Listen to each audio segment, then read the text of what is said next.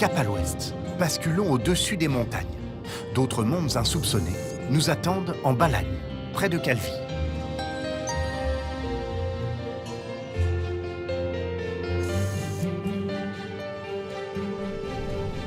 Sur ces côtes, sillonnées depuis des milliers d'années par les marchands et les conquérants, beaucoup de navires se sont fracassés.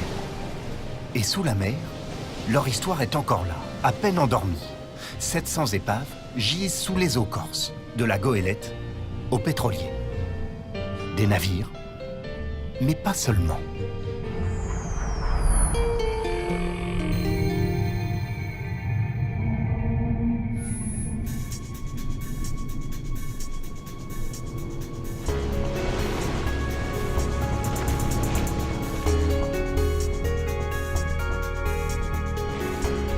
Au pied de la forteresse de Calvi, Stéphane Le Gallais nous entraîne dans le dernier vol du bombardier B-17.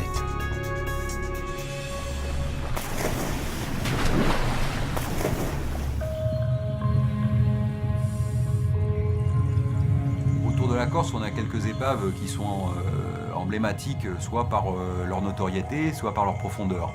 Donc le plus connu aujourd'hui, c'est quand même le B-17, le bombardier B-17 qui est à Calvi, qui a améri au pied de la citadelle, qui est quand même un quadrimoteur, donc un très très gros avion. Il a une histoire assez intéressante que je raconte sous forme de bande dessinée. Mais il y a d'autres épaves, il y a les P-47 qui étaient des chasseurs, qu'on retrouve plutôt sur la côte orientale. On en a 7 ou 8, dont un qu'on a retrouvé il n'y a pas longtemps. Des avions entiers, avec verrières fermées ou pas fermées, à des profondeurs allant de 19 mètres jusqu'à une cinquantaine de mètres. Il faut s'imaginer qu'on avait 17 aérodromes sur la côte orientale, entre Bastia et Ghisonaccia, qui servaient de décollage pour aller bombarder sur le continent, sur l'Italie. C'était des pistes en terre, donc il n'était pas question qu'un avion endommagé abîme la piste. Donc on disait aux pilotes, vous amérissez, c'est pas grave, on a des vedettes rapides qui sont au port de Bastia, on viendra vous récupérer. Et c'est pour ça qu'on se retrouve avec des avions qui ont améri, qui sont en très bon état et qui sont entiers sous l'eau. Ça, c'est un peu le paradis pour beaucoup de monde.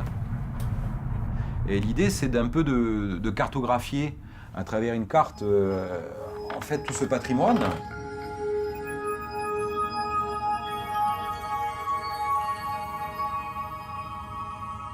C'est de donner des localisations de toutes ces épaves, de faire un inventaire de tout ce qu'on a sous l'eau, d'essayer de retrouver, quand on peut, les histoires et de les raconter. Alors moi, je les raconte sous forme de bande dessinée, mais il y a d'autres personnes qui racontent ça sous forme de livres. Mais l'idée, c'est de transmettre tout ce qu'on voit et tout ce qu'on a aujourd'hui aux générations futures.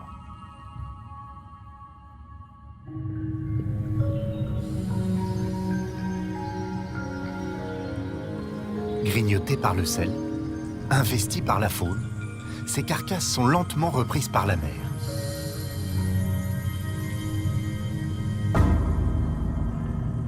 Alors il y a des gens qui me font des remarques en disant les épaves, c'est pas beau, c'est du métal, ça pourrit la mer. Ben non, une épave c'est déjà une protection contre le chalutage. Pour moi le chalutage c'est quand même des gros dégâts sur les fonds sous-marins. Donc l'épave permet d'éviter le chalutage. Quelque chose sous l'eau, en très très peu de temps, c'est colonisé par la faune et la flore. On s'aperçoit que ça devient un abri pour les juvéniles et après quelques années, ça devient en plus un plaisir pour les plongeurs. Sous l'eau, chaque épave entame un autre voyage. Par moins 35 mètres, voilà ce qu'il reste de l'Alcyone, pétrolier italien coulé en 1943 par une torpille alliée. D'un cimetière de tôle, la nature fait lentement une oasis et la mer recycle le chaos en force de vie.